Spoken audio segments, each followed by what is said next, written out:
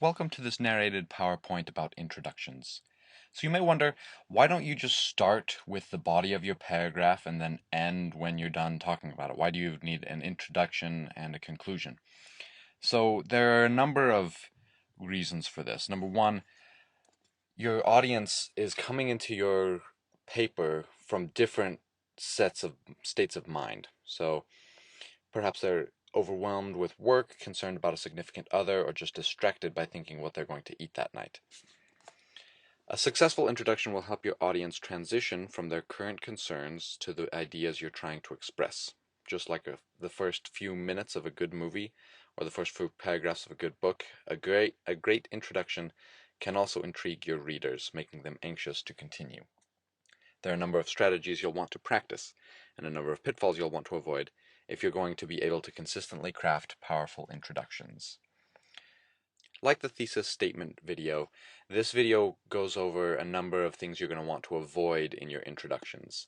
I call it the introduction as a skate ramp analogy. So the basic premise behind that is that if you compare your essay as moving from point A to point B, so point B being your thesis, your trip will go much better if you construct a solid ramp at the beginning that'll give you the right amount of momentum and direction.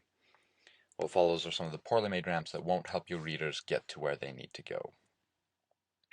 The short slash lame ramp. This is all subjective, where to this kid, maybe this ramp is awesome.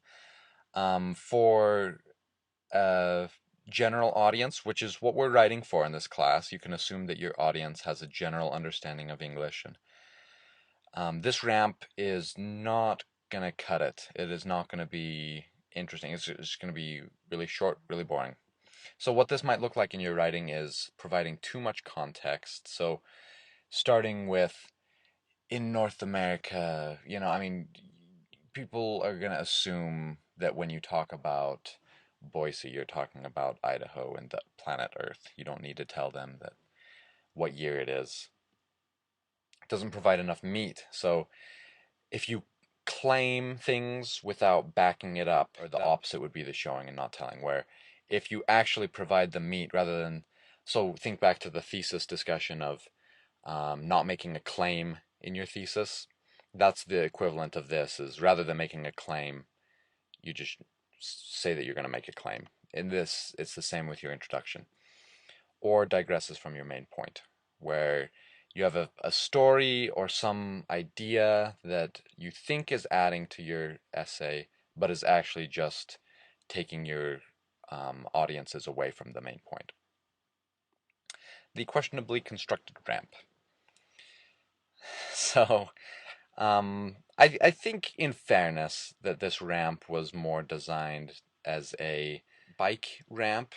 Um, Still, though, think of it as if this were for a skateboard. Can you imagine? You would not get very far before your wheels would sink down into those slats and you'd eat it. Or, if it's even nailed together, I'm hoping it's nailed together because otherwise, yeah, that is not going to go well. So, in your writing, what this might look like, if you try too hard to provide a hook, because it's um, always, important for the introduction to provide some hook, but yes, it can be taken too far, is logically inconsistent. So if in your introduction you talk about something in one way, but then switch your position, that's going to be logically inconsistent. For example, I was reading an essay about abortion, and the author was trying to come across as very like, oh, I'm very open to both sides, but then later on you could tell that this author felt very strongly in one way, and to your audience that's going to come across as very inconsistent, just as kind of manipulative, and it's not going to be the solid ramp that's going to propel your audience towards agreeing with you. Um, and this is true not just in persuasive essays, also in reflective or the compare contrast. And then also not as carefully worded as it should be. So if you accidentally refer to something in some way that people are offended, that's going to be as if on the ramp they had just face planted, complete stop. Imagine reading an essay where, in the first line you read something just really insensitive, and you say, "Wow, I'm not going to read this paper." I mean, who knows what's in the rest of it? That don't fall into that trap. The too epic ramp of death. So imagine at the top of this building on a skateboard. How intimidating that would be trying to get down from there. So, what this might look like in your writing is just concepts or words that are just over your head that your author does, or the author just doesn't explain. So, imagine reading a physics paper or a physics thesis, and of course, they're not going to explain all of the terms, assuming you're not a physics major that understands them. But wow, that can be so intimidating that it can keep you from getting into the paper. So attempts to explain the entire essay in too much detail. Because it's possible. I mean, the flip side of this is the lame ramp where you just skim over or where you start too broad. This can start trying to pack all of the entire paper into one paragraph, and you can do it well. You can do it so well, in fact, that your audience is just overwhelmed, or anything that makes your audience want to scream. Never good. So the good ramp. There we go. Nice and easy. For an intermediate college level audience, which is what we're writing for, that's the ramp that is going to be just about right. So here's some techniques. Challenge a commonly held belief. Lead with your second best example. And you might think, why the second best? Why not lead in with your first?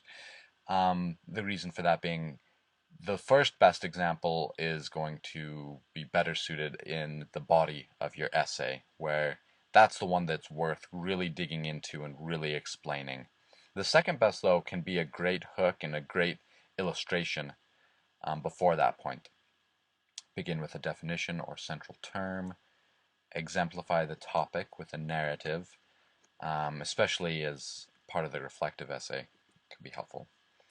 Tell a brief story. So the narrative can be more your story. The brief story might be someone else's or a historical. Describe a powerful image. That might be part of the story you tell.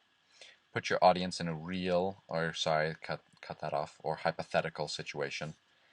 Use a relevant quote. Cite a shocking fact or statistic. Describe the problem. Ask a question. Each of these are, depending on the circumstance, a great way to start your paper. Okay, so that concludes this video about introductions with these 4 different types of ways to get your audience started in your essay. Okay, good luck, and I'll see you in the comments.